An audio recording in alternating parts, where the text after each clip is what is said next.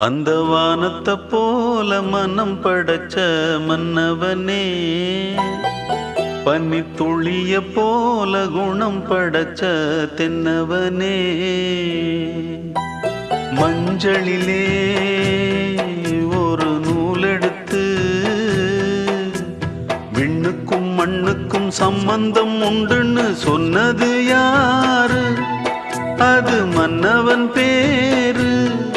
அந்த வானத்தை போல மனம் படைச்ச மன்னவனே, பனி துளிய போல குணம் படைச்ச தென்னவனே.